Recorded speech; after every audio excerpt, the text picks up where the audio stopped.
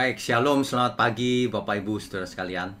Sebelum kita masuk ke dalam pembahasan yang sangat menarik ini, mari kita siapkan hati, mari kita berdoa. Mari.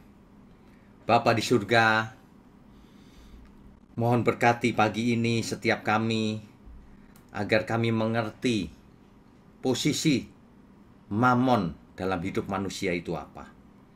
Sehingga kami boleh hidup maksimal untuk Tuhan, optimal untuk Tuhan. Ada banyak kesalahan yang selama ini diajarkan. Mohon berkati mulut hamba-Mu untuk menyampaikan kebenaran ini. Hanya di dalam nama Tuhan Yesus kami berdoa dan mengucap syukur. Amin. Baik, Bapak Ibu, Saudara sekalian, topik kita kali ini adalah mamon. Mamon itu berasal dari kata mamonas. Mamonas itu artinya wealth, kekayaan, money, uang, atau kepemilikan akan suatu aset, harta, atau sumber daya. Bisa juga. Ya. Nah, ini sangat dicari manusia. Sebab hampir semua hal bisa dibeli dengan uang. Itu sebabnya semua orang suka kepada mamon ini. Tapi orang lupa bahwa ada yang tidak bisa dibeli dengan uang. Kita belum bicara soal kekekalan. Di bumi saja ada banyak yang nggak bisa dibeli dengan uang. Contohnya, kesehatan tidak bisa dibeli dengan uang. Kalau obat bisa dibeli dengan uang, kesehatan tidak bisa. Orang bisa beli komputer, tapi tidak bisa beli kepandaian. Orang bisa beli rumah seperti istana, tapi orang tidak bisa beli rumah tangga yang bahagia, yang damai, yang di dalam Tuhan. Nggak bisa dibeli. Orang bisa beli seks, tapi orang tidak bisa beli cinta sejati. Orang bisa beli dunia ini dengan segala isinya, tapi Tuhan tidak bisa beli Tuhan. Orang tidak bisa beli Tuhan. Beli surga, tidak bisa. Makanya segala sesuatu yang berhubungan dengan uang untuk membeli surga, tidak bisa. Misalnya, saya mengumpulkan pahala dengan menyumbang kiri kanan sebanyak mungkin. Nggak bisa. Surga is not for sale. Tidak dijual berapapun harganya. Surga juga tidak ada tiket yang bisa dibeli. Surga milik Tuhan. Ya, ini perlu ditekankan ini. Banyak orang mengandalkan uang. Kenapa? Nanti kalau aku sakit, aku bisa bayar rumah sakit paling mahal, dokter paling baik. Orang lupa bahwa faktanya, yang super kaya pun mati juga. Penyakitnya nggak berhasil disembuhkan juga. Jadi orang menggantungkan dirinya pada yang salah, uang. Kalau di Alkitab uang itu disebut mamon yang tidak jujur. Uang itu nggak jujur. Nggak jujurnya di mana? Banyak orang menggantungkan diri, merasa pede kalau uangnya banyak. Seolah-olah uang itu bisa melindungi kita. Seolah-olah uang itu bisa membahagiakan. Nggak jujur si uang ini. Jadi ketika seseorang ada di pembaringan terakhir, ternyata uangnya tidak bisa menolongnya. Paling orang yang di pembaringan terakhir kalau kaya raya paling ia berpikir asetku segitu banyak kok nggak bisa ada gunanya ya. Gitu. Ya. Makanya ketika kita masih sehat, ada yang jauh lebih hebat daripada uang. Hidup kita ini yang dianugerahkan Tuhan. Jangan sampai hidup kita ini diberikan kepada mamon. Mamonas ini seperti dewa yang sangat berkuasa dalam diri manusia. Semua manusia yang rusak karena uang. Cinta akan uang. Ya. Kita baca dahulu nas berikut ini. Lukas pasal 16, mulai ayat ke-10 sampai ayat 13. Lukas pasal 16 ayat 10 sampai 13 saja, ya. Firman Tuhan berkata begini. Barang siapa setia dalam perkara-perkara kecil, ia setia juga dalam perkara-perkara besar. Dan barang siapa tidak benar dalam perkara-perkara kecil, ia tidak benar juga dalam perkara-perkara besar. Kalau kecil saja nggak bisa dipercaya, apalagi yang besar. Manusia suka berkata begini, nanti kalau yang besar dipercayakan kepadaku, bisa deh aku melakukannya. Yang kecil aja lu nggak bisa. Seringkali orang beralasan seperti itu. Dijadikan bendahara, kas kecil, sudah nggak jujur. Nanti alasannya, kalau aku jadi bendahara nanti jujur deh. Nggak bisa, kecil aja nggak jujur. Ayat 11. Jadi jikalau kamu tidak setia dalam mamon yang tidak jujur.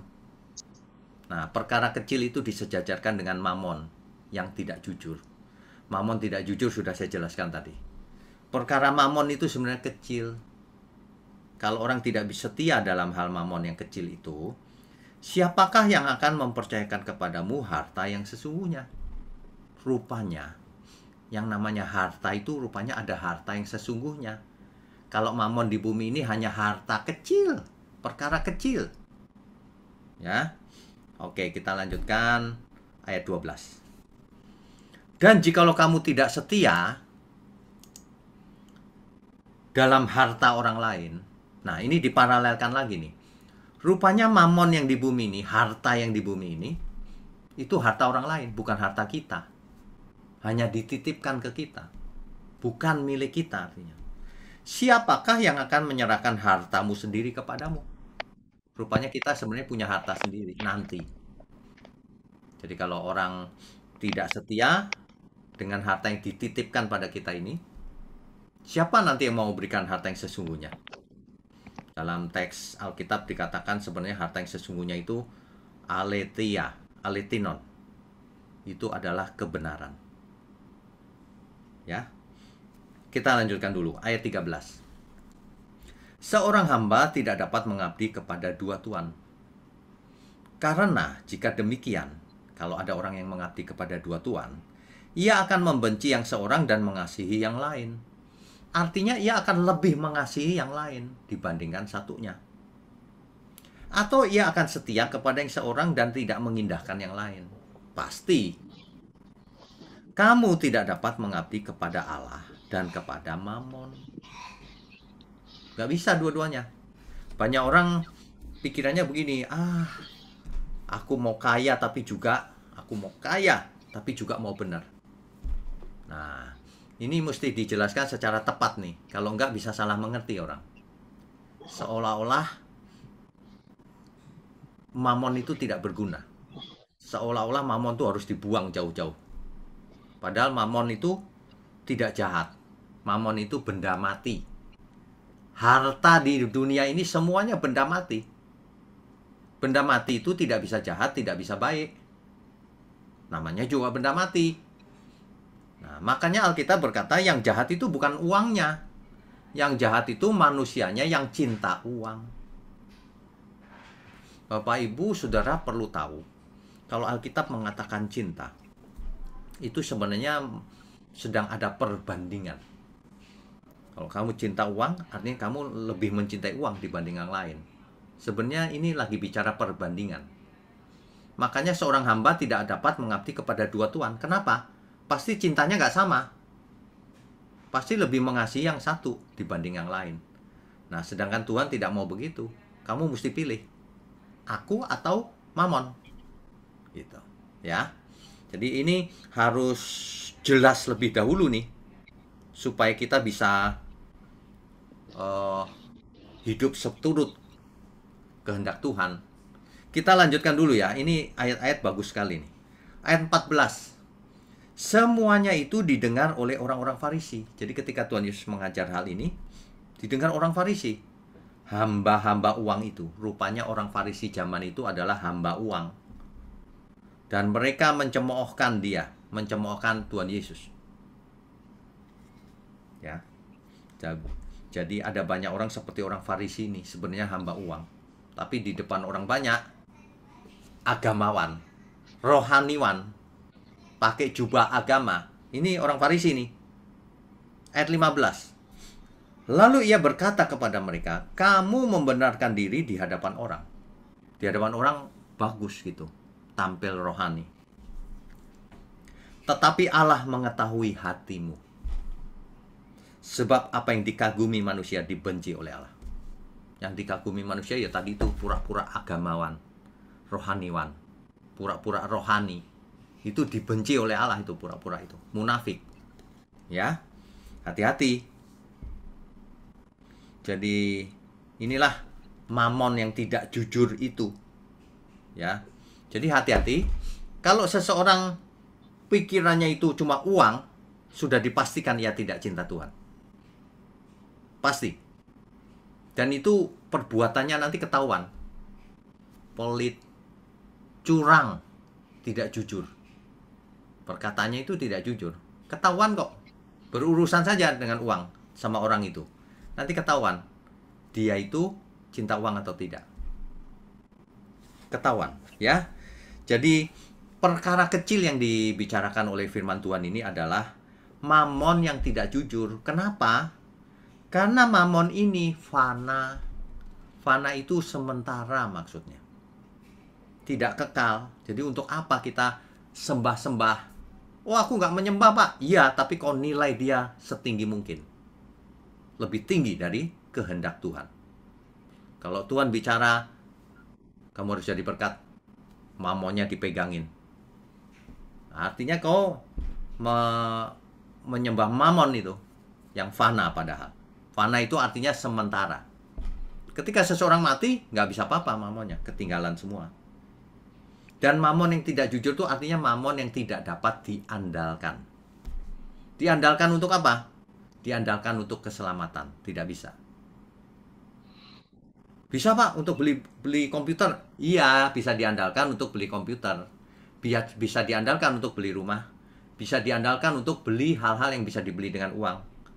Tapi tidak bisa diandalkan untuk keselamatan. Untuk kesehatan saja tidak bisa. Untuk kedamaian di bumi saja nggak bisa. Apalagi langit baru, bumi baru. Sudah pasti mamon itu tidak dapat menyelamatkan. Ya. Lagi pula dikatakan dalam perikop tadi bahwa mamon yang ada pada kita itu milik orang lain, milik pihak lain, bukan milikmu. Itu cuma titipan. Ya. Orang yang tidak bisa dipercaya dalam perkara kecil ini, maka tidak bisa dipercaya dalam perkara besar. Apa perkara besar itu? Tadi itu harta yang sesungguhnya, harta kita yang sesungguhnya. Apa itu? Langit baru, bumi baru. Apa itu? Tuhan sendiri.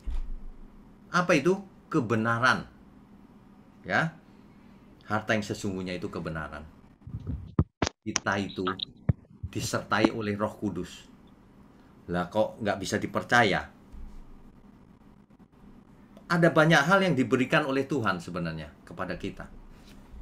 Apa? Satu, pengampunan dosa, anugerahnya. Kedua, kita diberi Roh Kudus. Supaya hidup kita luar biasa bersama Roh Kudus. Tiga, ada firman Tuhan. Pelajari kalau dikasih firman Tuhan, jangan disimpan Alkitabnya. Rajin-rajinlah mendengar firman kebenaran. Jangan rajin mendengar khotbah yang menghibur doang, yang tidak ada gunanya itu, malah merusak pikiran. Kalau belajar itu yang benar, karena karakter kita ditentukan oleh apa yang kita pelajari dan kita percaya, kemudian dilakukan. Ya, lagi pula Allah menyertai kita loh dalam segala hal. Bukankah ini harta yang tak terhingga harganya? Tidak bisa dibeli dengan apapun. Banyak orang itu pikirannya menyamping, menyeleweng, punya kekasih yang lain, yaitu mamon, kekuasaan, nafsu-nafsu kedagingan, seks bebas. Wah, hancur manusia itu. Pokoknya kalau pikirannya menyimpang, waduh, hancur. Menyimpang pada hal-hal yang fana, padahal disediakan hal-hal yang kekal. Rusak. Itulah penjelasannya mengapa banyak manusia rusak. Karena ia lebih mementingkan perkara kecil dengan melanggar kehendak Tuhan. Sehingga orang itu tidak bisa dipercaya dalam hal-hal kecil.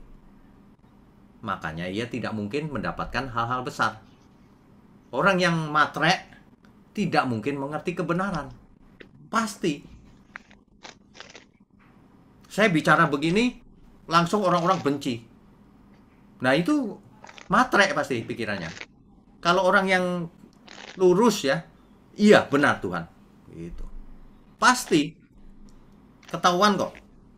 Kalau orang marah mendengar khotbah yang benar ya berarti dia menyembah yang lain, bukan di pihak kebenaran. Kan begitu. Yang jadi masalah itu begini loh, jangan sampai kita mengerti mamon itu cuma uang kertas. Uang itu kan tidak berbentuk kertas. Uang itu ada di rekening. Mamon itu bisa berupa uang. Bisa berupa apa lagi? Harta yang tak terhingga. Rumah mewah, mobil, apa saja itu mamon semuanya itu. Itu yang kelihatan. Sedangkan yang tidak kelihatan, mamon itu bisa berupa macam-macam. Yang dianggap bernilai oleh manusia itu. Apa misalnya yang tidak berbentuk fisik, yang dianggap bernilai oleh manusia? Macam-macam. Harga diri, kekuasaan, nafsu yang nggak benar, kesombongan, dia merasa itu dirinya itu mamon. Dirinya menjadi mamon. Dirinya menjadi dewa berhala bagi dirinya sendiri. Nah, ini mamon yang luar biasa. Mamon yang wujudnya dirinya sendiri ternyata. Ia menyembah dirinya sendiri dengan cara apa? Dengan cara memuaskan segala yang ia ingini. Padahal daging dan darah kita ini tidak mendapat bagian dalam kerajaan surga. Padahal daging dan darah kita ini sementara, padahal ya, padahal hidup kita ini sementara. Jadi kalau kita mau menikmati hidup semaksimal mungkin, hati-hati, itu menjadi mamon bagimu. Ya, oke, kita lanjutkan. Jadi kita itu apa ya? Kalau kita berpikir itu ya secara sederhana saja, kita harus pilih yang kekal dibanding yang sementara. Kalau disuruh pilih, kan begitu. Lah kok pilihnya yang sementara dengan mengabaikan yang kekal? Kan itu seperti Esau yang seleranya rendah. Pikirannya jangka pendek, yang penting aku senang sekarang. Nanti urusan belakangan. Orang-orang yang menyembah mamon itu ya, di depan matanya saudaranya nggak bisa makan, dia nggak tolongin loh. Saudaranya nggak bisa sekolah, dia nggak sekolahin loh. Padahal dia mampu. Kalau tidak mampu ya itu memang nggak apa-apa. Tapi kalau dia mampu, waduh, alasannya macam-macam saja. Dulu dia males pak kerja, makanya biarin aja susah. Loh, itu bukan urusan kita dia dulu males atau enggak. Yang penting dia butuh pertolongan, kita harus tolong. Yang penting dia kalau ditolong benar-benar belajar. Kita harus jadi berkat, saudara. Jangan memberkati itu diri sendiri terus. Makanya ajaran teologi kemakmuran itu merusak pikiran orang. Yang dipikirin diri sendiri terus. Aku kalau ikut Tuhan jadi kepala, bukan ekor. Diri sendiri terus. Gak pernah tuh berpikir, aku harus jadi berkat. Berkorban. Gak pernah. Dalam kehidupan nyatanya nanti makan korban malah. Punya perusahaan menekan karyawannya sampai gak bisa makan, sampai kekurangan, kejam pasti. Pikirannya diri sendiri. Ini orang yang terikat mamon ini. Makanya ya, orang yang terikat mamon itu Alkitab tulis dengan sengaja itu secara detail. Akar segala kejahatan ialah cinta akan mamon. Kalau orang cinta mamon ya, sudah punya uang nih, ngomongnya aku nggak punya uang. Waduh, padahal hartanya banyak. Begitu tuh, bisa-bisanya begitu ya. Oke, ini bukan berarti kita lalu tidak pakai uang sama sekali. Di dunia ini segala sesuatunya butuh uang. Sekolah bayar uang. Gereja operasional juga butuh uang. Saya mengerti. Makan pun harus beli, bukan gratis. Semua kita butuh uang, itu benar sekali. Tetapi Jangan sampai kita menempatkan uang di atas segalanya. Kalau itu salah. Nah, uang itu hanyalah alat, saudara. Kalau kita diberi alat, pakailah alat itu sesuai fungsinya. Mamon itu diberikan kepada kita, baik yang berwujud maupun yang tidak berwujud, supaya kita hidup untuk Dia. Gitu loh. Ya. Alkitab berkata begini. Yesus mati di kayu salib supaya apa? Supaya kamu tidak hidup untuk diri sendiri. Itu maksudnya. Supaya seluruh hidupku ini, seluruh mamonku ini, ku persembahkan untuk Tuhan. Itu maksudnya. Persembahkan untuk Tuhan itu bukan diberikan ke gereja semua, bukan. Pakai sesuai fungsinya. Menyekolahkan anak yang benar, memberkati orang tua, saudara-saudara, orang yang memerlukan pertolongan, termasuk mendukung pekerjaan Tuhan tentunya kalau ada. Jangan sembarangan. Banyak orang memberi persembahan aja dalam rangka mancing berkat. Kalau aku menabur persepuluhan nanti dibalas Tuhan 100 kali. Pikirannya dagang terus dari dulu. Persembahan kok dagang? Persembahan itu harus diberikan dengan tulus. Udah, nggak usah minta apa-apa. Kok minta dibalas? Kalau orang mindsetnya seperti itu ya, nanti nolong orang pun minta dibalas. Ya nanti harus balas budi. Waduh, makanya jadi rusak. Saudara harus belajar yang benar. Ya, hidup cuma satu kali.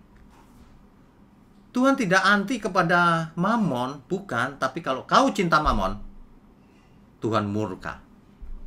Sebab mamon itu hanyalah alat. Kamu kok seleranya rendah ya? Kamu kok tidak bisa dipercaya ya?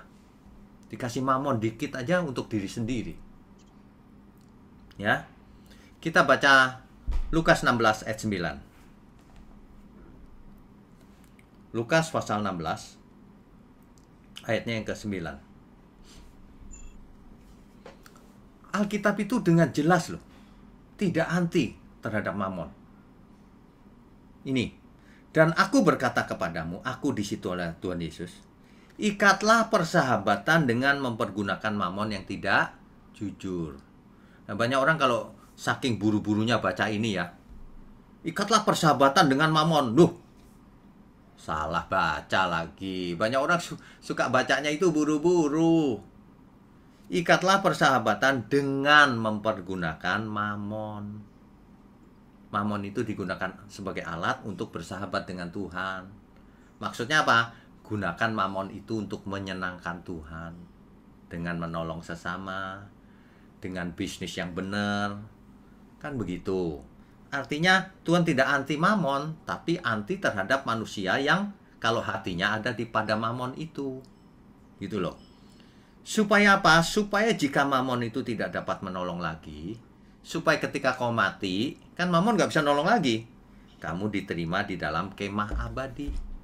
Kamu diterima dalam rumah abadi. Di mana itu? Di langit yang baru dan bumi yang baru. Kan begitu.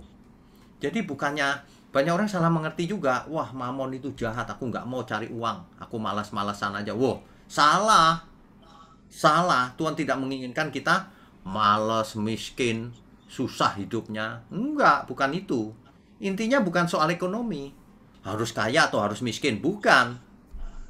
Kaya dan miskin tidak masalah, asal Tuhan berkenan. Lagi pula kalau kita bertanggung jawab, tidak mungkin kita tidak bisa makan minum. Tidak mungkin. Ya mungkin tidak akan kaya, ya nggak masalah. Memang masalahnya apa kalau kita tidak kaya? Memang masalah kalau kita tidak kaya? Nggak masalah. Ya, banyak orang itu pikirannya begitu. Kalau nggak kaya masalah, aku pengen kaya. Nggak usah, saudara. Apapun keadaan kita, kalau kita diberi berkat banyak, puji syukur. Tapi akan kugunakan untuk bersahabat dengan Tuhan. Ya, begitu. Bukan Tuhan anti kita miskin, bukan. Bahkan saya sering berkata begini, anak-anak muda nih, belajar yang pintar, kerja keras, bisnis yang pintar, harus banyak uang, harus usaha, Tapi ingat, itu sementara. Mamon itu tidak jujur. Gunakan dia untuk bersahabat dengan Tuhan. Bapak Ibu saudara sekalian, tahu nggak Bapak Ibu permainan monopoli? Monopoli itu yang pakai uang-uangan itu loh. Beli hotel, beli pabrik, kayak beli apa aja, permainan game ya. Kalau orang selesai main monopoli, kan uang-uangannya itu ditaruh semua. Nggak ada orang main monopoli lalu, aku jadi kaya nih, terus pergi. Uang-uangannya terus dibawa. Nggak ada. Ya, nggak ada itu.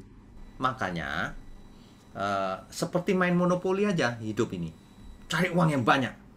Lalu, untuk menolong sesama, untuk mendukung pekerjaan Tuhan, untuk menyekolahkan anak.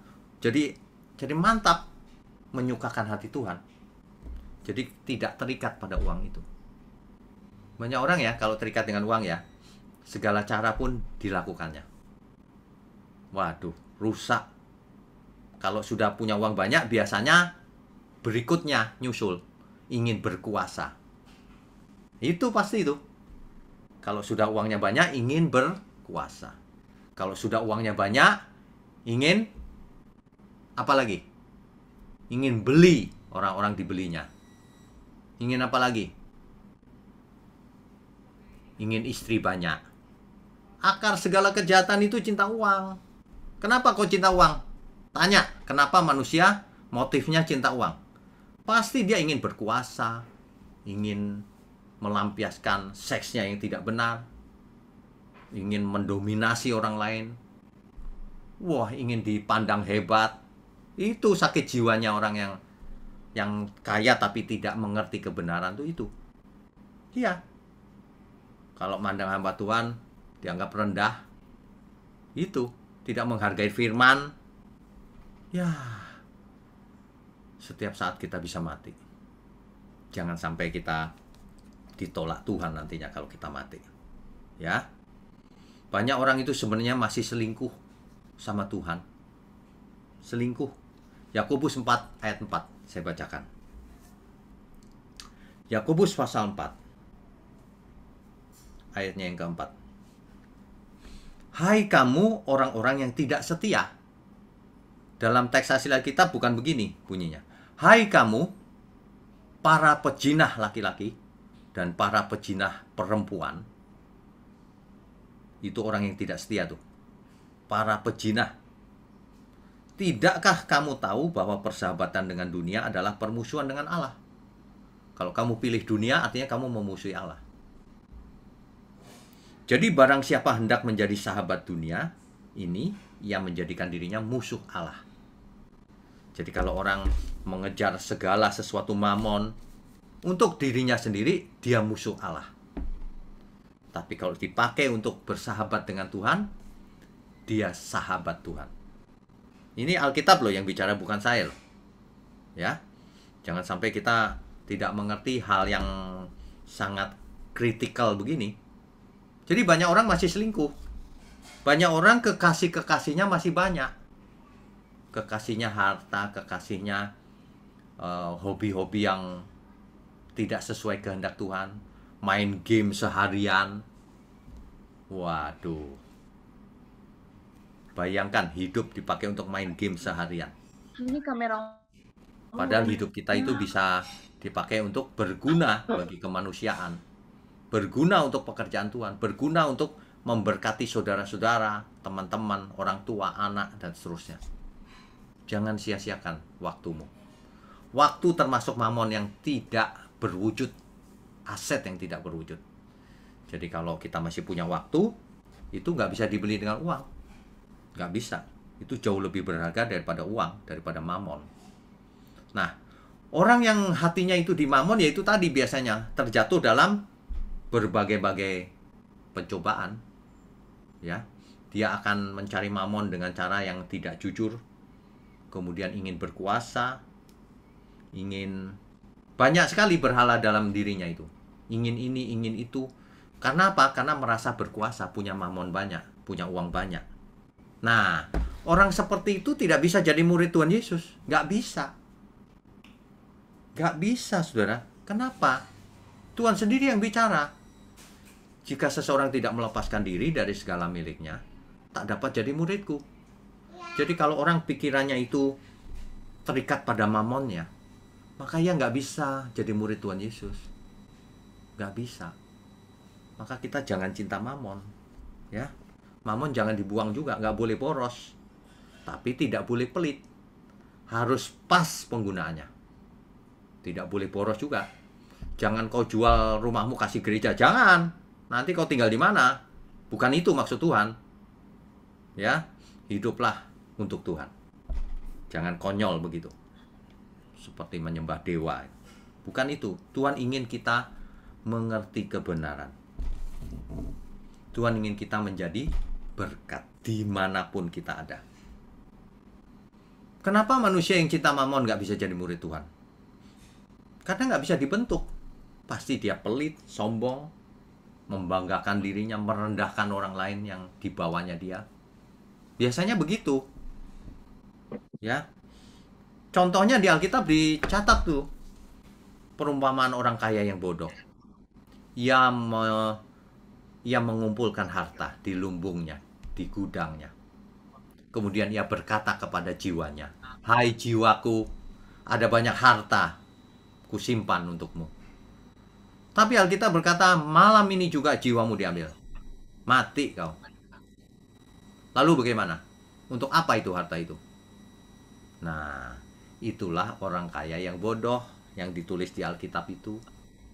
Orang sudah kaya tapi bodoh. Udah kaya bukannya jadi orang baik, pengen kekuasaan, pengen menguasai orang. Kalau ngasih sesuatu minta imbalan, berdoa pun minta dibalas Tuhan. Waduh, ini banyak orang tidak mengerti nih. Padahal kita itu sebenarnya hanya sebagai manajer, bukan sebagai owner. Hanya pengelola yang dititipkan pada kita. Kita bukan pemilik, pemiliknya tetap Tuhan. Ya.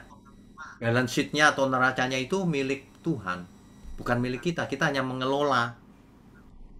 Jadi kalau ada sesuatu dipakai semuanya untuk diri sendiri, itu namanya korupsi. Ya. Kalau dipakai untuk diri sendiri sesuai gaji, ya itu bukan korupsi. Tapi kalau semuanya dipakai padahal itu milik Tuhan, itu korupsi namanya. Begitu loh. Ya. Nah, makanya ya, sebenarnya yang paling sulit itu mengalahkan diri sendiri. Karena kalau seseorang soal uang, itu waduh, biar saudara sendiri, itu nggak dianggap. Ya, kita sudah sering mendengar bukan? Kalau antar saudara pun ketika orang tua meninggal, rebutan warisan. Padahal sudah dibagi. Kalau sudah dibagi kan tinggal, ya sudah dibagi-bagi saja kan gitu. Lagi pula saudara kan. Nah, tapi enggak, orang tuanya meninggal, yang tua ingin mengambil semuanya. Menindas yang adiknya. Ini aneh loh manusia ini. Itu pasti ke neraka yang begituan. Memangnya Tuhan suka sama kau yang begitu? Nggak adil begitu, nggak mengasihi. Ya, itu sering terjadi tuh. Anak sama orang tua aja bisa tuntut-tuntutan di pengadilan soal harta. Ini luar biasa loh. Orang yang menyembah mamon itu rusak. Moralnya rusak pasti. Pasti. Makanya tidak mungkin jadi murid Tuhan Yesus. Nah, Alkitab berkata, kebenaran itu tidak anti mamon, tapi gunakanlah mamon itu untuk bersahabat dengan Tuhan.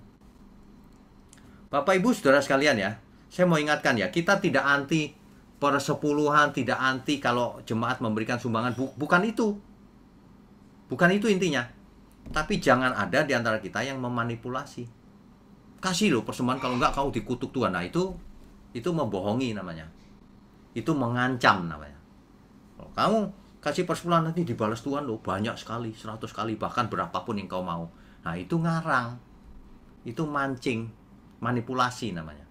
Nggak boleh, kita harus mengajar seluruh jemaat, siapapun kita yang percaya, kita ikut memberikan dukungan kepada pekerjaan Tuhan, berapapun dengan rela. Begitu harusnya, bukannya dituntut, nanti setiap bulan ditagih-tagih. Ya, itu praktek yang salah. Jadi kita tidak anti terhadap mamon dan sebagainya. Enggak, tapi harus digunakan dengan benar. Itu loh maksudnya. Sebab pekerjaan Tuhan juga butuh dana banyak. Untuk menyekolahkan orang juga butuh dana. Jadi mari kita gunakan dana untuk kemuliaan Tuhan.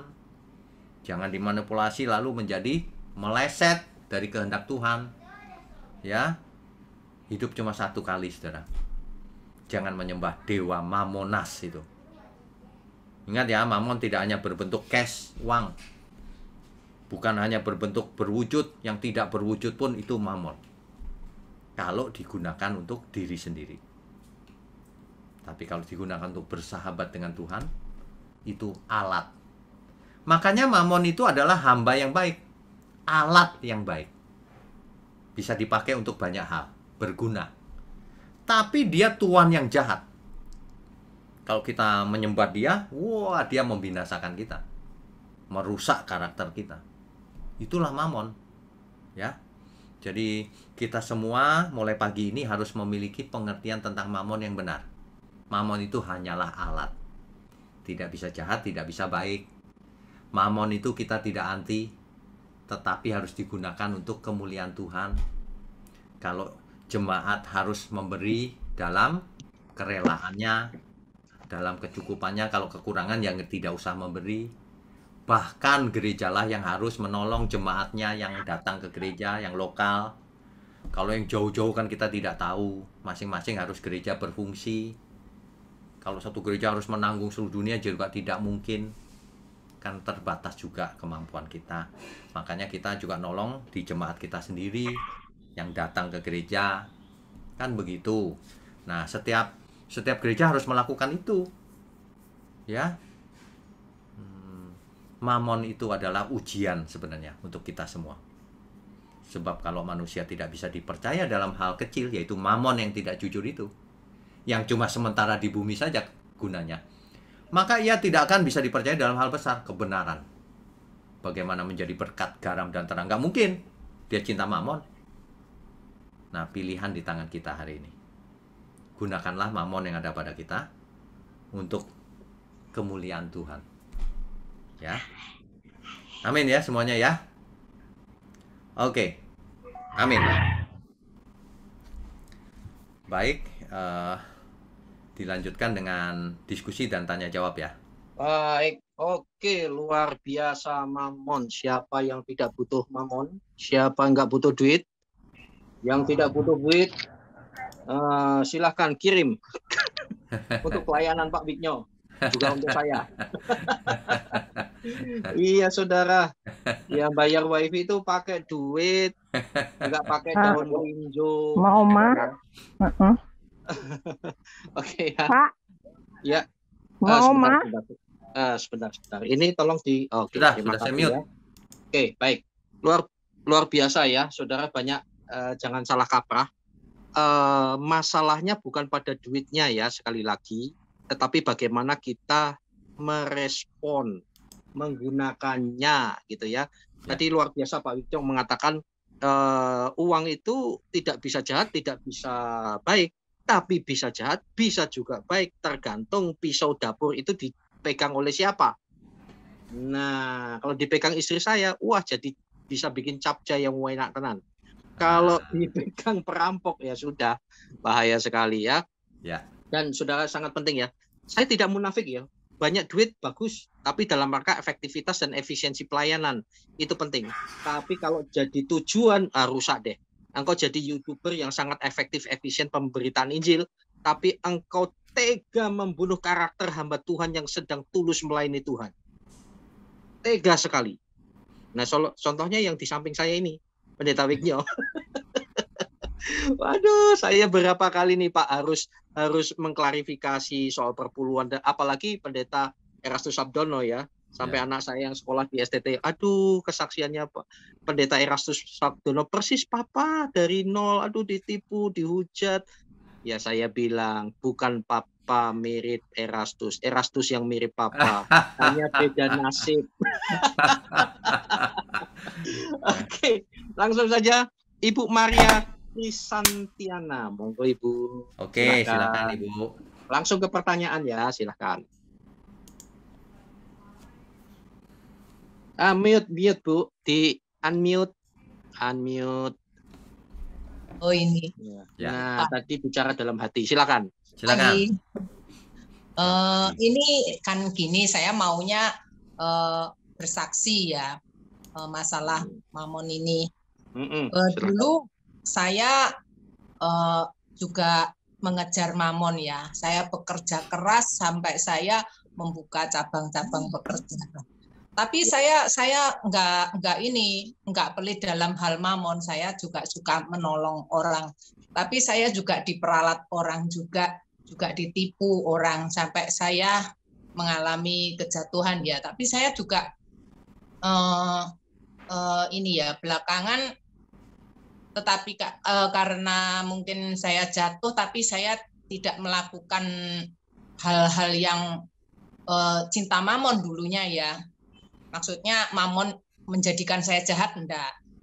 Tapi Tuhan itu yang waktu belakangan malah memberkati saya. Intinya begini, Tuhan sering bicara sama saya, Tuhan menjanjikan kepada saya, intinya saya kelak itu berada di surga, begitu. Ini suara Tuhan gitu loh, maksudnya begitu. Dan belakangan ini saya juga sebetulnya ibaratnya kalau saya mau jalan pintas sih bisa, cuman saya kan tidak mau. Saya maunya saya jalan sesuai kebenaran. Sebetulnya kalau menurut dunia nih saya dibodoh-bodohkan ya. Tapi saya yakin jalan saya ini benar. Yang penting begini, maksud saya ketika kita benar-benar menjalankan kebenaran, meskipun kita dalam kondisi apapun, Tuhan itu tidak akan pernah meninggalkan. Dalam posisi yang sampai terjepit pun, saya doa itu selalu Tuhan itu menjawab. Mungkin manusia menjawab seperti Tuhan itu belum mungkin di waktu saya susah, mungkin tidak akan ada pertolongan itu. Tapi Tuhan menolong. Udah begitu aja, Pak. Oke, terima kasih sharingnya. Ya, berikutnya.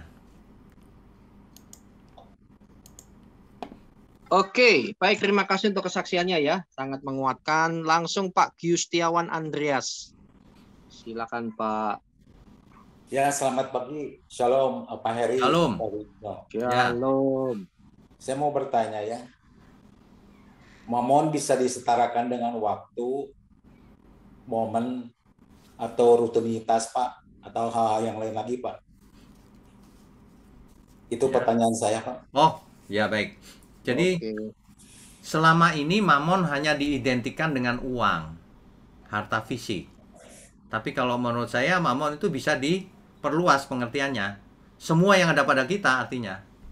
Makanya Tuhan Yesus berkata, lewat perumpamaan talenta, kan seorang hamba yang baik diberi talenta. Talenta itu kan bukan cuma uang, seluruh hidup kita, kesempatan, waktu, kepandaian dan sebagainya, dan lain-lain. Kan begitu, Pak. Jadi sebenarnya mamon jangan diartikan uang saja. Seluruhnya. Seluruhnya kan berharga ini. Harus dipersembahkan untuk Tuhan. Gitu, Pak. Oh ya, paham. Satu lagi ya, Pak ya? Ya. Apakah orang yang kaya ataupun sekalipun miskin, Pak, Tuhan menaruh duri dalam daging apa? Oh, oke, baik. Jadi tergantung seseorang, Pak. Apakah ia merasa masalahnya itu duri dalam daging atau tidak? Itu hanya istilah. Tetapi saya yakin bahwa setiap orang pernah mengalami masuk ke lembah kekelaman. Atau bahkan sedang berjalan dalam lembah kekelaman saat ini. Tapi kita harus ingat, pemazmur, meskipun aku berjalan dalam lembah kekelaman, tapi aku tidak takut bahaya. Sebab gadanya menghibur aku. Mestinya kita begitu. Hidup ini filosofinya harus seperti itu. Dalam suka maupun duka, aku tetap memuji Tuhan. Sebab ia beserta aku. Mestinya gitu, Pak. Jadi nggak masalah kondisi apapun. Mau ada duri dalam daging, mau ada dalam masalah yang tidak terpecahkan, ya sudah. Gitu. Tapi kita lakukan bagian kita sebaik mungkin. Itu aja. Ya, terima kasih. Oke, Tuhan berkati. Tuhan berkati.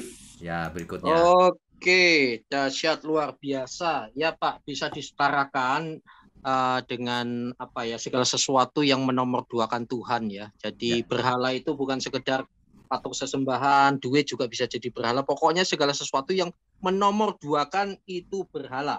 Ya. Nah, kelihatannya apa? Apa sih yang paling bernilai? Yang paling bernilai itu akan membuat waktu, tenaga, perhatian dan uang kita terpusat di sana. Ya udah, itu yang paling bernilai. Kadang-kadang hati-hati loh. Kami pun harus evaluasi diri terus kok. Ya, kami orang yang mawas diri. Kadang-kadang orang hebat, pelayanan luar biasa, tidak sedang melayani Tuhan, melayani diri sendiri, popularitas dan seterusnya. Ya. Nah, itu dia. Wah, luar biasa ya. Baik, langsung ke Chris Tanaya. Shalom Pak. Nah, saya udah hafal nih wajahnya. Shalom. Silakan Pak Kris. Shalom. Nah, Shalom. Pak Winyo, saya mau tanya, ini tentang mamon ini kok menurut saya apa paralel dengan perumpamaan yang Tuhan Yesus kasih ke murid-murid itu, perumpamaan hamba yang baik dan yang jahat itu, Pak, soal talenta itu, Pak. Ya, betul Pak. Ini sangat paralel. Jadi ketika perumpamaan tentang talenta itu diajarkan oleh Tuhan Yesus, talenta zaman itu kan maksudnya uang, mamon. Ya, emas. Ya, talenta ya. Tapi itu artinya meluas, tidak hanya uang. Ketika sang Tuhan itu datang lagi, ketika Tuhan Yesus nanti datang kedua kali, ditanya, untuk apa talenta yang kuberikan itu? Nah, talenta itu seluruh hidup kita akhirnya. Tidak hanya cash kita. Semuanya. Terutama keahlian kita, kesempatan yang kita punya, waktu, kekuatan, akal budi, semuanya itu Pak. Untuk apa? Gitu. Ya. Oke Pak. Yang kedua ya Pak. Tapi dan ini di kehidupan nyata ya Pak. Menurut saya pribadi. Ya. Batas antara kita benar-benar menempatkan Tuhan di posisi teratas dalam hidup kita, sama ketika kita menempatkan mamon kita ini yang sebagai terutama, itu kadang-kadang tipis gitu loh Pak, dan kadang-kadang menurut saya bisa blur gitu. Contoh, kalau pekerjaan lagi memuncak nih Pak, lagi ribut-ributnya, lagi hektik, lagi apa, otomatis kita dapat penghasilan lebih apa itu kadang-kadang bisa lupa gitu loh. Dan maksud saya mungkin yang mau saya tanyakan ini Pak, gimana ya Pak ya cari maksudnya menaruh frekuensi kita biar frekuensi kehidupan kita itu biar tepat terus gitu loh Pak, berada di level di mana Tuhan tuh selalu di sini terus gitu loh. Oke, bagus. Gitu loh. Jadi gini, kita semua harus punya pengertian bahwa ibadah itu setiap saat dalam hidupku, dimanapun, kapanpun, dalam segala hal. Harus punya pengertian itu, supaya tidak begini. Aku lagi cari uang nih, bukan ibadah nih. Aduh, kapan gua ibadah? Lagi sibuk nih, bukan begitu. Tapi ini kulakukan nih, lagi sibuk cari uang, dagang dan sebagainya. Kukorbankan waktuku untuk Tuhan, cari uang. Itu pun dalam rangka berkorban. Nanti uangku kupakai untuk menyenangkan Tuhan, bersahabat dengan Tuhan. Itu setiap saat Pak. Jadi kalau Pak Kris lagi sibuk banget, nggak masalah. Ini lagi pekerja nih Tuhan, gitu. Bekerja pun untuk Tuhan, nggak masalah sama sekali. Nah, mindsetnya mesti seperti itu. Tentu saja setelah dapat uang bukannya untuk diri sendiri hambur-hambur ya, enggak, bukan itu. Kalau itu ya salah. Uang harus digunakan sebagaimana mestinya, kan gitu. Betul. Ya. Oke, sip. Terima kasih Pak. Prinsip Kolose 3 berkati. ayat 23 Pak. Apapun juga yang kamu perbuatlah seperti untuk Tuhan. Kalau saya nggak mau seperti, memang untuk Tuhan. Ya. Maka dari itu jangan berpikir gini ya saudara ya. Saya mempertajam aja. Jangan dipikir kalau pelayanan itu ya Pak Winyo, saya atau sama Pak Tuhan yang di mimbar-mimbar, hati-hati. Bukan. Profesimu adalah mimbarmu. Prinsip Kolose 3 ayat 23. Kalau kita menggunakan prinsip profesimu adalah mimbarmu, maka engkau bisa persis prinsipnya orang-orang Yahudi itu loh Pak. Makanya mereka unggul-unggul. Ngepel aja untuk Tuhan. Gitu. Jadi, iya. Ya, ada bos seenaknya dewe. Begitu ada bos, ribut sana sini sampai manjat-manjat semua tiba dilakukan. Ngomong-ngomong setiap hari saya ngepel loh Pak. Oh iya Pak, sehat Pak untuk punggung Pak. Iya, maka dari itu saya nggak mau rumah besar-besar, yang minimalis saja. Capek ngepelnya kalau besar-besar. Ngepelnya biar cepat. Begitu Pak ya, luar biasa. Apapun juga yang kamu perbuatlah dengan segenap hatimu untuk Tuhan. Nggak bisa khotbah nggak apa-apa. Dukung pelayanan dengan hartamu, muliakan Tuhan dengan hartamu, itu udah melayani Tuhan loh. Iya. Ya. Ada orang ya saking sugihnya bantu-bantu, tetapi dia merubah visi gereja itu, mau intervensi itu nggak melayani Tuhan, melayani maumu gitu loh. Oke, dahsyat. Tidak ada yang tidak melayani Tuhan. Setiap saudara adalah hamba Tuhan ya. Pokoknya setiap orang yang melakukan firman, Anda adalah hamba Tuhan. Wah, luar biasa. Ya, dan lakukan dengan sukacita. Baik, lanjut Irwan Rusli. Bapak Iwan Rusli, monggo. Salam Pak Winyo. Shalom. Pertanyaan saya adalah mengenai mamon yang tidak jujur. Sehingga supaya jika mamon itu tidak dapat menolong lagi, kamu diterima di dalam rumah abadi. Ya. Apakah berarti ada mamon yang jujur? Kalau ada mamon yang tidak jujur, apakah berarti ada mamon yang jujur? Apakah itu mamon yang kita persembahkan untuk pekerjaan Tuhan? Atau sepertinya ini saya agak kurang jelas, Pak. Jadi Oke, baik. Ya. Mamon tidak ada yang tidak jujur, Pak. Makanya Alkitab menekankan mamon itu yang tidak jujur gitu loh. Maksudnya gitu, bukan berarti ada mamon yang jujur, enggak. Semua mamon tidak jujur, Pak. Maksudnya tidak bisa menolong kita pada saatnya.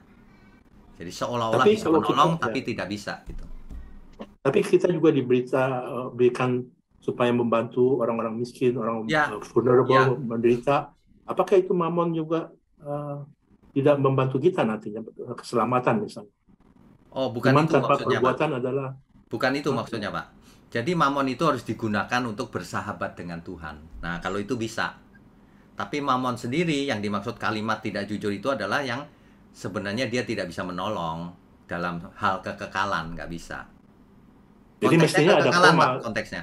Ya. Jadi mestinya ada koma, mamon, koma yang tidak jujur gitu. Ya, itu soal kalimat saja. Kalau teks asli ini kan bukan bahasa Indonesia, Pak, bahasa Yunani.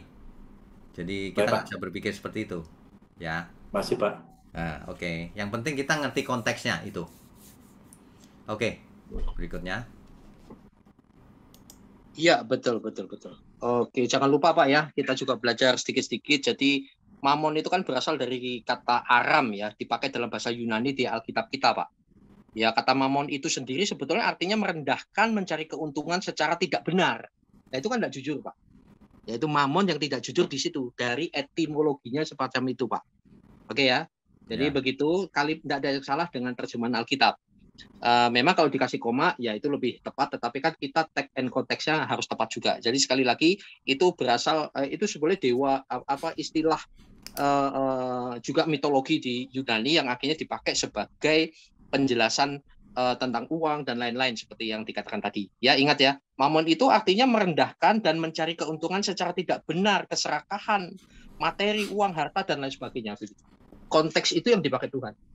Nah, tapi yang tidak jujur ini mari kita pakai, tapi kita bukan dengan tidak jujur kita melayani Tuhan, bukan. Yang tidak jujur itu kita pakai, bendanya itu kita pakai untuk melayani Tuhan. Wah, luar biasa. Baik, Pak Iwan Pangka, monggo. Ya, silakan Pak Iwan, di-unmute dulu. Unmute, Pak. Ya. Shalom. Ya. Shalom.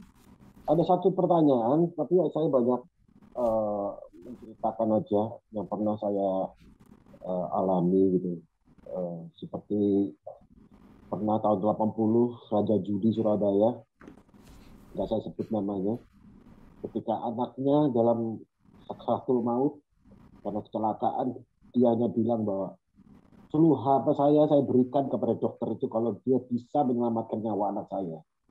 Tapi nyatanya juga tidak bisa membeli nyawa, tidak bisa membeli jiwa. Akhirnya anaknya juga meninggal. Ya. Itu satu. Yang kedua, ada lagi yang berusaha untuk menabung di tabungan bambu. Bertahun-tahun karena tidak percaya dengan bank. Tapi apa hasilnya? Duitnya dimakan rayap. Rakyatnya butuh duit, Pak. Rakyatnya doyan duit. Ada lagi satu keluarga yang memandang bahwa kalau orang kaya itu standar hidupnya tinggi. Kalau kamu miskin, tidak di aku, jangan dekat-dekat sama aku. Kamu nggak layak bersahabat dengan aku atau bergaul dengan aku. Ada. Ya. Satu lagi pertanyaan buat saya. Emangnya 100 kali diganti sama Tuhan itu ada di Alkitab nggak, Pak Wisnu? Oke. Sebenarnya itu tidak ada, Pak, di Alkitab. Ini plesetan. Manusia itu suka memelesetkan. Yang di Alkitab itu adanya begini. Jika firman itu ditabur artinya dan kau mengerti, maka hidup orang itu berbuah-buah. Ada yang 100 kali, ada yang 60 kali, ada yang 30 kali. Nah, diplesetkan sama nggak tahu siapa. Kalau kamu kasih persepuluhan, dibalas Tuhan 100 kali, 60 kali, 30 kali. Itu plesetan, Pak. Orang nggak takut Tuhan tuh begitu. Diplesetkan. Sehingga banyak orang ketakutan bayar persepuluhan. Ya. Dan tinggalkan khotbah-khotbah dan jangan dengarkan khotbah-khotbah gambling ya. Mimbar-mimbar gambling itu ya. Penggandaan uang itu. Ya. Kelihatan lah pokoknya orientasinya ke sana ya. Berdoa sama Roh Kudus lah. Saya sekarang harus tegas, tinggalkan yang gereja gambling ya. Kasih 100 kembali 1000, kasih 1000 kembali 2 juta. Kenapa nggak main trading aja gitu, lebih cepat. Oke. Tadi saya ya Pak. Tadi Bapak menyebutkan Kolose. Saya lupa mencatat. Kolose berapa itu ya Pak tadi Bapak? Kolose 3 ayat 23 Pak.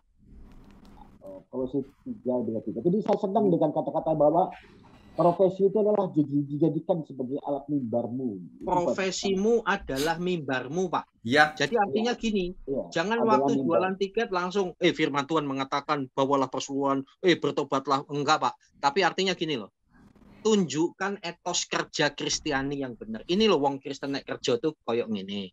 Ini loh kalau pengacara Kristen tuh begini. Ini loh kalau orang penjual marketing apapun, kalau Kristen tuh begini gitu loh, Pak. Akan ada pembedaan. Dari buahnya lah engkau melihat orang itu. Nah, tunjukkan buah kehidupan Kristen, Pak. Demikian. Baik ya.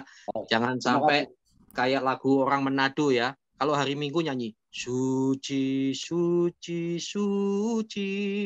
Nanti Senin sampai Sabtu nyanyi gini. Ruci, ruci itu apa, Pak?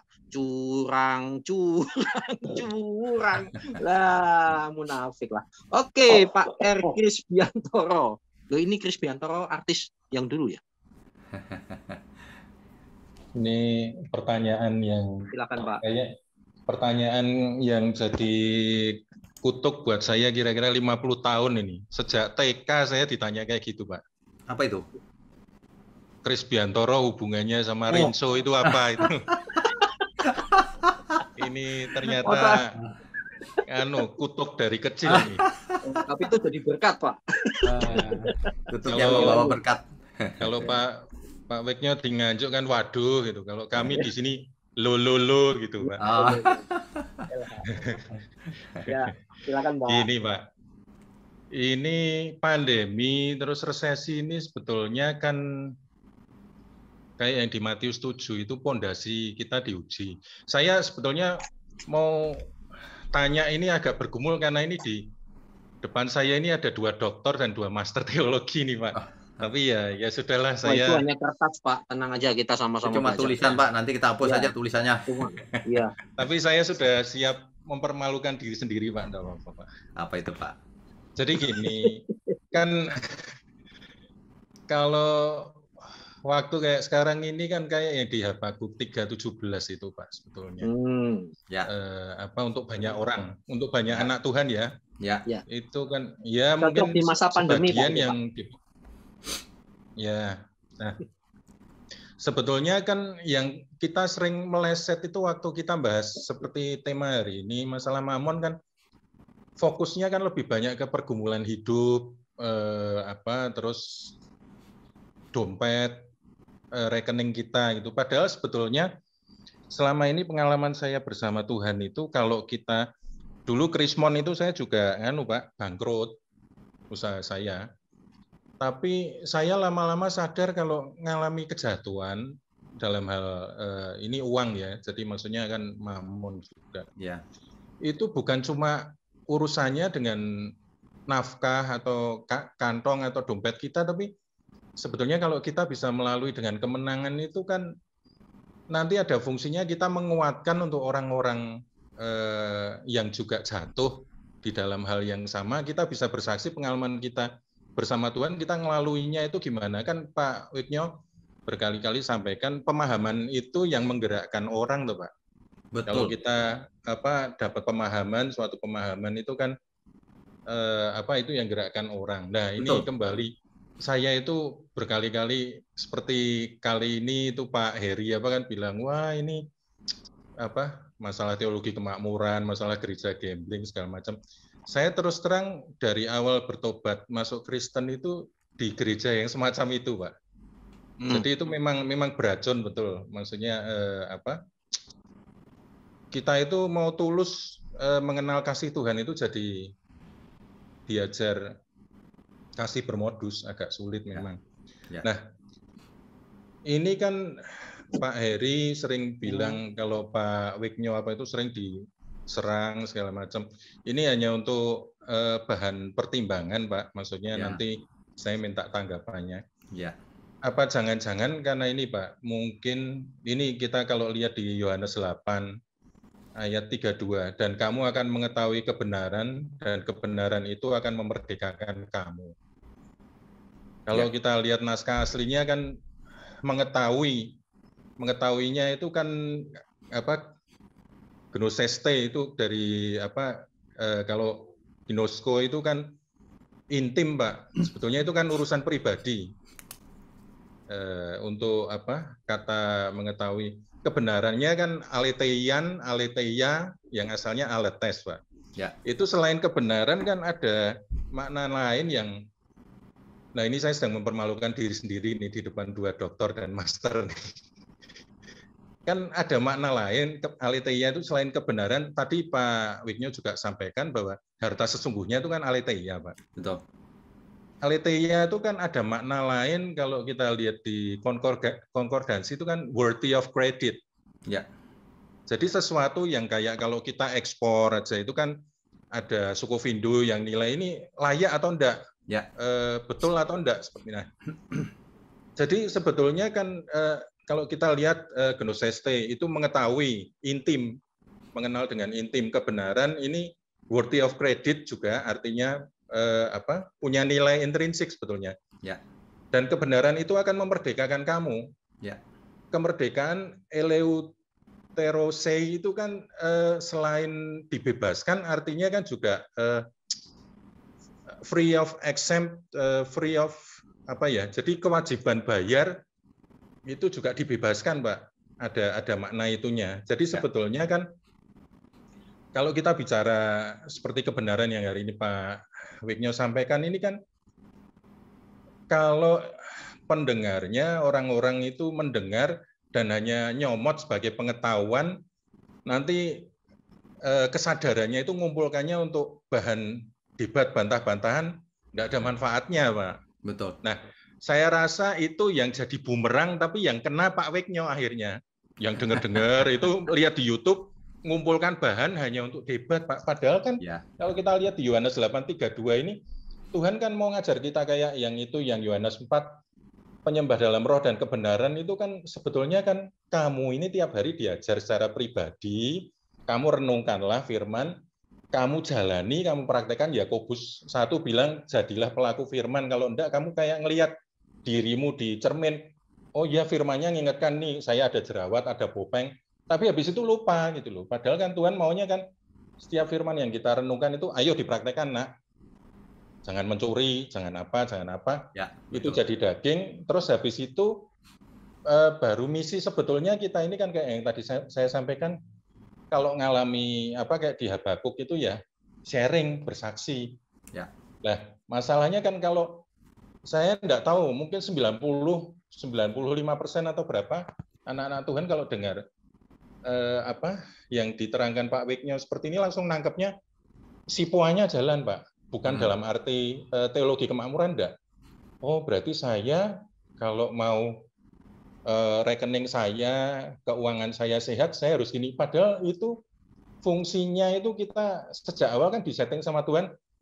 Aku ini ke dunia ini misi penyelamatan loh. Jadi kamu anak-anakku juga ikut misi penyelamatan. Kalau kejeblos dalam masalah keuangan, nanti kalau kamu kayak Petrus setelah nyangkal 3 kali, Tuhan bilang, nanti kalau kamu, ini iblis mau nampi kamu, kalau kamu insaf nanti kamu menguatkan saudaramu. Fungsinya kita jatuh itu supaya nanti bisa menguatkan orang, sebetulnya kan itu. Ya, betul. Itu benar sekali. Nah, fokusnya orang dengar seperti yang dikhotbahkan, di-sharingan Pak Wignyo hari ini itu kan langsung mikirnya ke pusatnya ke keuangan saya, padahal sebetulnya kan menjangkau keluar itu yang betul. Ya. Itu Pak. Ya. Oke. Itu saya minta tanggapannya. Oke, baik. Jadi sebenarnya Pak, yang jadi backfire Pak Wignyo diserang itu mungkin karena itu orang ngumpulkan bahan untuk debat aja. Iya, iya. Mantulnya balik kebanyakan ke Pak Wignyo kan, followernya kan ribuan Pak ini. Iya, iya. Itu jadi, mungkin loh Pak, ini mungkin. Iya, iya. Oke, tapi sebenarnya semuanya yang disampaikan tadi benar semua Pak Kris. Jadi bahwa kalau cuma teori, ya nanti itu jadi bahan debat itu. Ya, padahal kebenaran itu untuk dihidupi, bukan untuk dimengerti dengan nalar. Ya. Makanya ya, kalau kita menganalisa atau eksegesis satu ayat, itu bahannya tidak boleh hanya konkordansi atau kamus atau leksikon, karena ada di balik itu konteks, itu lebih penting. Nah, banyak orang mengandalkan kamus-kamus itu tidak memandang konteks dekatnya, apalagi konteks jauhnya, jadi meleset kemana-mana. Ya kan banyak ayat yang dipakai itu, ia datang memberi hidup berkelimpahan, yes, kaya raya, waduh ngaco nggak karuan. Nah kayak begitu, padahal kalau dilihat kamus, berkelimpahan di situ memang bisa diartikan kaya, tapi konteksnya bukan kaya. Kaya apa? Figuratif. Kaya kemuliaan bersama Tuhan, kaya kebenaran, kan bisa gitu ya. Nah ini memang penting nih, terima kasih nih.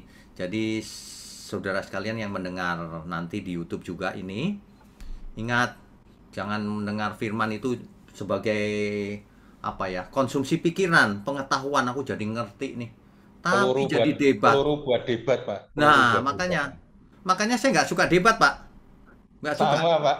Ditantangin kiri kanan gitu, saya cuma ketawa aja. Ngapain debat? Debat itu nggak memberkati.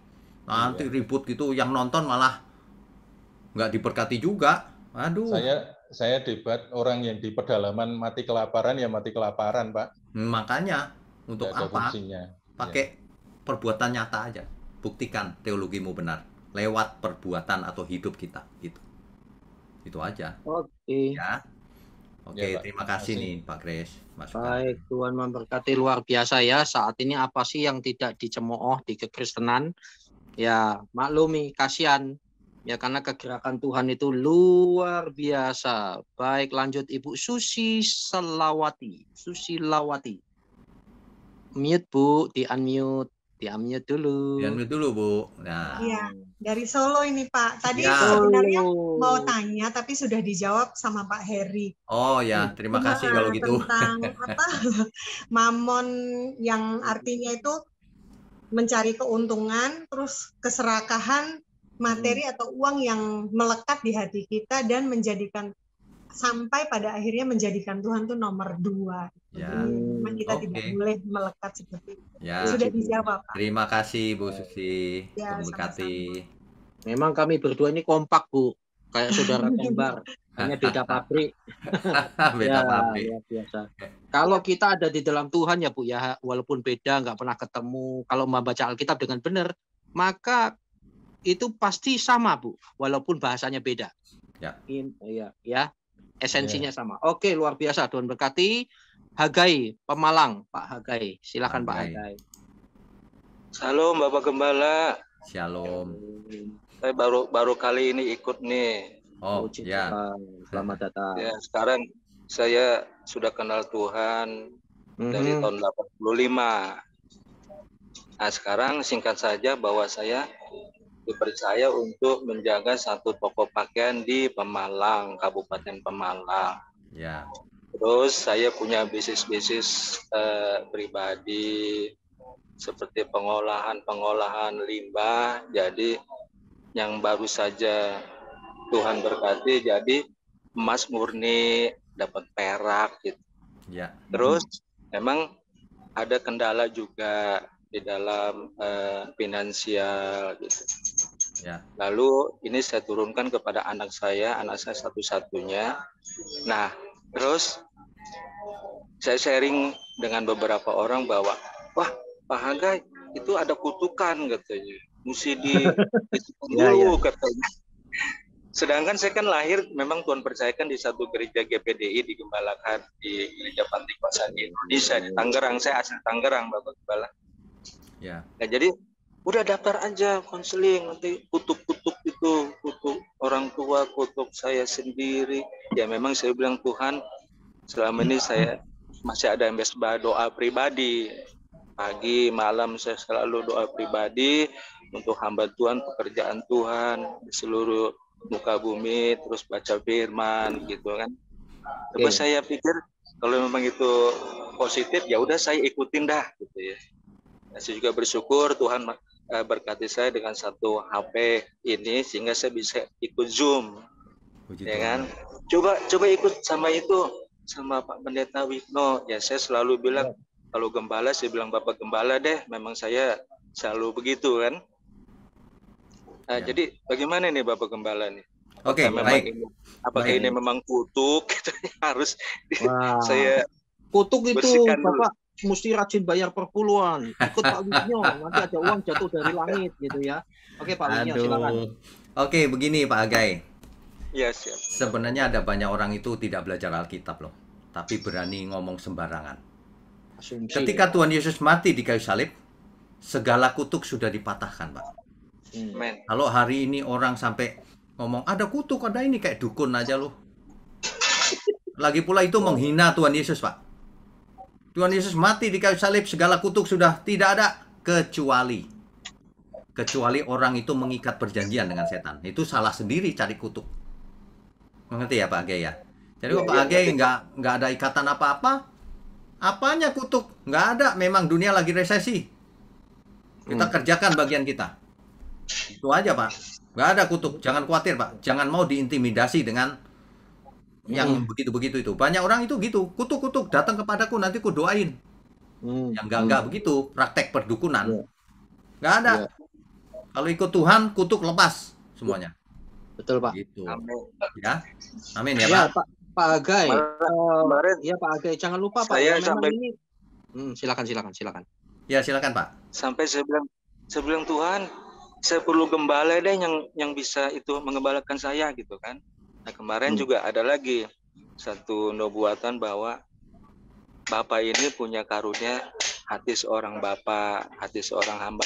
Memang saya rasakan memang beberapa belas tahun yang lalu saya dipercaya dengan satu gembala besar di Tangerang GPD itu, Pendeta Yopi Siloy. Tapi 2013 karena ada urusan keluarga, saya harus izin gitu kan.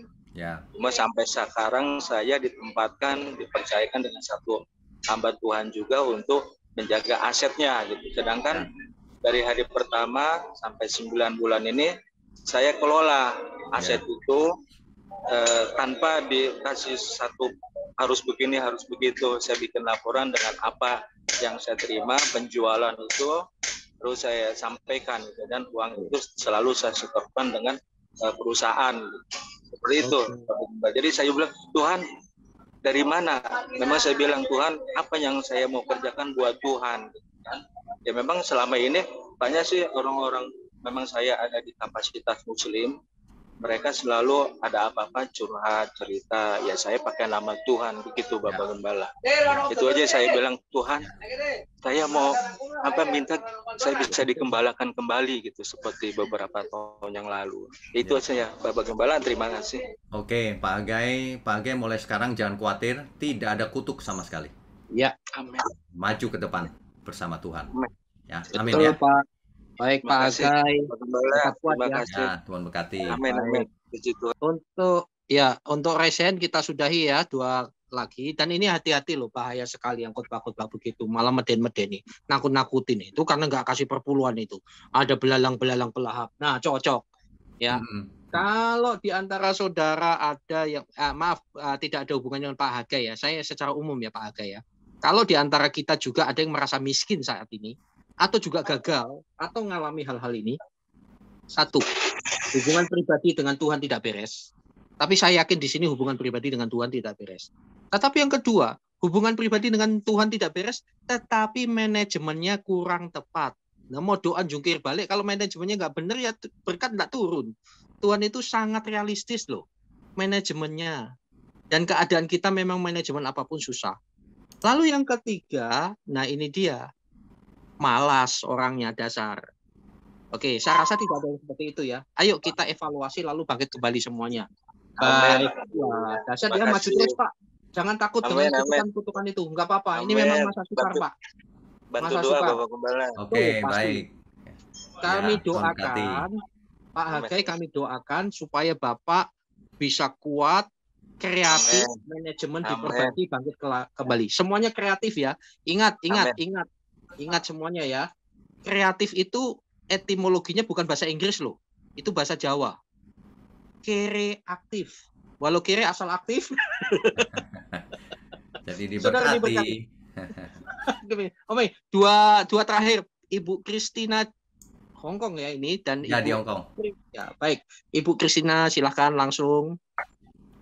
Shalom. Shalom.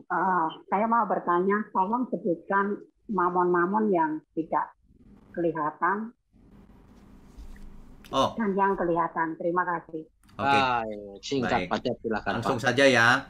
Mamon yang kelihatan itu uang, rumah, mobil, dan sebagainya, semua yang kelihatan. Perusahaan, warung, dorongan gerobaknya itu mamon. Semuanya.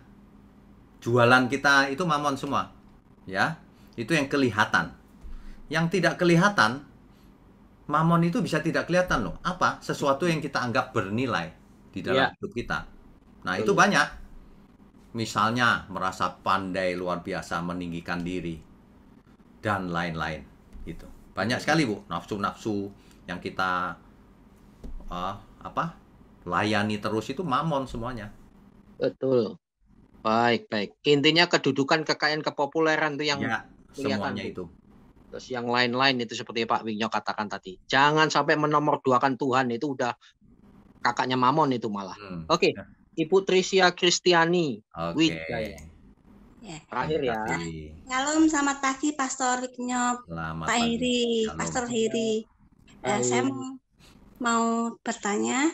Tadi kan Pastor Winyo bilang kalau Tuhan Yesus sudah menanggung kutuk kita di atas kayu salib, ya kan? Kutuk sudah dipatahkan, sudah diselesaikan sama Tuhan Yesus. Tapi yang menjadi pertanyaan saya itu Pak, kalau orang Kristen ya dia mengaku percaya dengan Tuhan Yesus, tapi perbuatannya itu tidak sesuai dengan firman Tuhan, kebenaran firman Tuhan. Misalnya mabuk-mabukan. Pertanyaannya apa? Terus selingkuh. Lalu kenapa kok menurun ke anaknya ya Pak? Jadi anaknya juga selingkuh, juga mabuk-mabukan. Oke, baik. Ya, itu tuh kutuk apa bukan Pak? Oke, baik. Itu bukan kutuk Bu. Itu niru orang tuanya namanya. Kan hidup bersama. Hidup bersama ya dia niru orang tuanya begitu. Kayak pepatah bilang kalau like father like son. Niru Bu, bukan karena kutuk. Buktinya apa? Buktinya ada banyak orang tua yang nggak benar, anaknya benar tuh. Buktinya ada banyak hamba Tuhan, anaknya rusak. Dan sebaliknya, ada orang yang nggak benar, anaknya jadi hamba Tuhan yang baik. Contohnya jadi nggak ada hubungan Bu, nggak ada hubungan. Ya. Baik. Terus yang kedua ini Pak.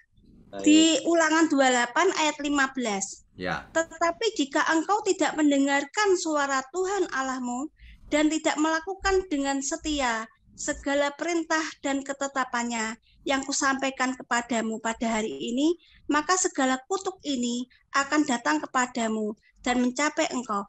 Jadi pertanyaan saya, kalau kita sebagai orang Kristen ya yang sudah ditebus oleh darah Tuhan Yesus, tapi kita malah tidak melakukan kita tidak mendengar suara Tuhan, tidak melakukan dengan setia perintah Tuhan. Apakah yang seperti yang dikatakan di Ulangan 28 ayat 15 ini, kutuk akan perlahan tapi pasti tidak akan mencapai engkau, Pak.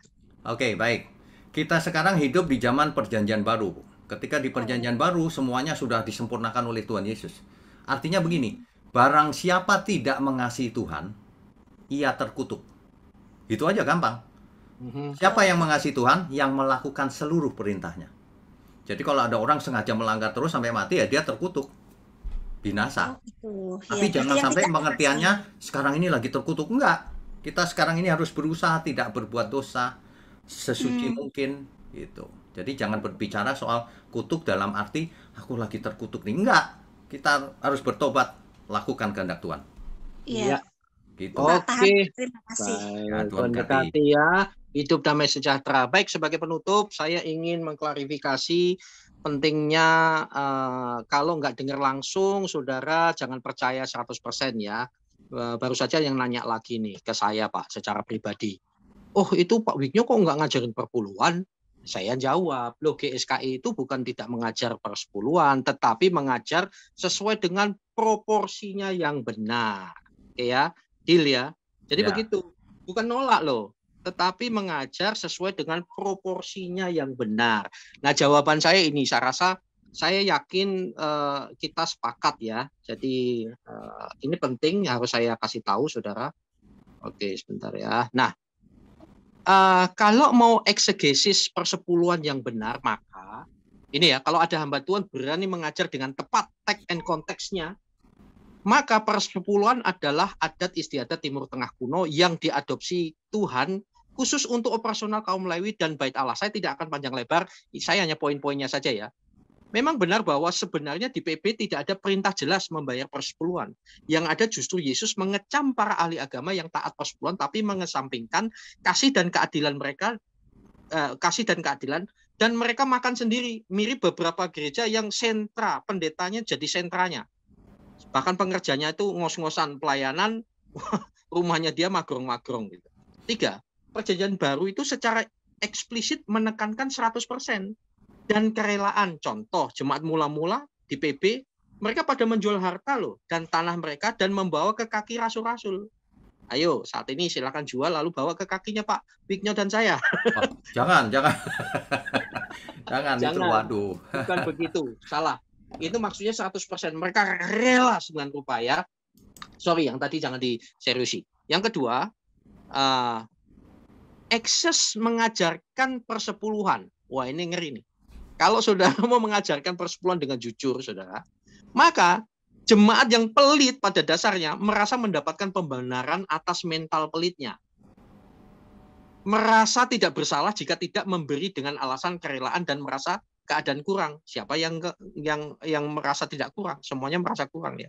Nah, kalau Anda berani lakukan itu, income perpuluhan yang menjadi income utama gereja itu bisa menurun loh. Oke, ini bisa ini bisa menurun. Nah, ini. Terus berikutnya. Nah, kebijaksanaan ini penting.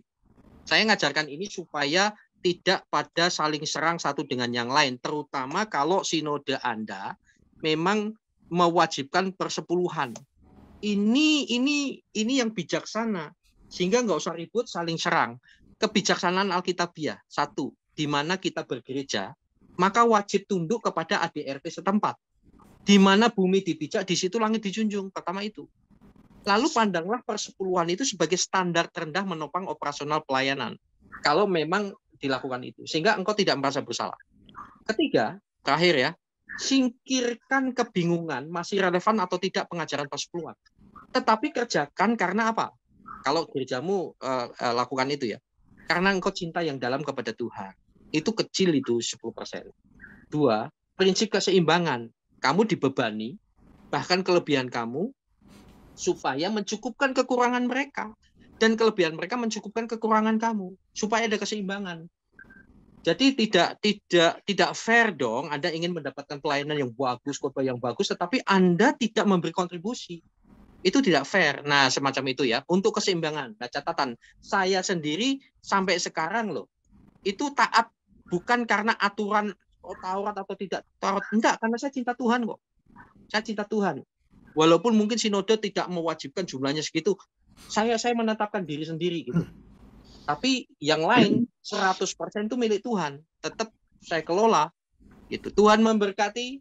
Closing statement satu kali mendoakan semuanya Pak Wignyotanto. Baik. Bapak Ibu saudara sekalian, jadi begini loh. Kita tidak anti persepuluhan atau persembahan apapun. Justru seluruh hidup kita harus mendukung pekerjaan Tuhan. Betul. Untuk kemuliaan Tuhan. Tetapi kita tidak boleh memakai cara-cara kita sendiri. Orang diancam pakai belalang pelahap, orang diiming-imingi kalau kasih persepuluhan dibalas Tuhan 100 kali. Bukan itu. Kita harus sudah dewasa. Setiap kita yang mampu mendukung pekerjaan Tuhan. Ya, jangan ada lagi polemik. Oh, ini pendeta ini anti persepuluhan. Ini enggak, kita tidak anti. Di gereja kita juga ada orang yang memberikan persepuluhan. Tetapi ingat, yang 90% pun masih milik Tuhan. Kita tidak boleh hidup sembarangan, ya. Intinya adalah yang tertinggi adalah Tuhan. Yang mamon itu cuma sementara. Jangan terikat oleh mamon. Jangan pelit, tapi juga jangan boros. Harus sesuai kehendak Tuhan. Iya. Amin ya, seluruh hidup kita untuk Tuhan. Tuhan memberkati. Oke, kita tundukkan kepala, mari kita berdoa. Bapa di surga, kami mengucap syukur kalau kami diberkati dengan kebenaran tentang mamon pada pagi ini. Kami menjadi mengerti bahwa seluruh hidup kami harus kami persembahkan untuk Tuhan. Terima kasih Tuhan, mohon berkati kami dengan kesehatan, umur panjang, agar kami boleh belajar terus menyempurnakan diri, melakukan kehendak Tuhan sampai kesudahannya. Kami angkat tangan kami sambut segala berkat, baik berkat jasmani maupun berkat rohani. Di dalam nama Bapa, Putra, dan Roh Kudus. Haleluya, semua yang percaya katakan amin.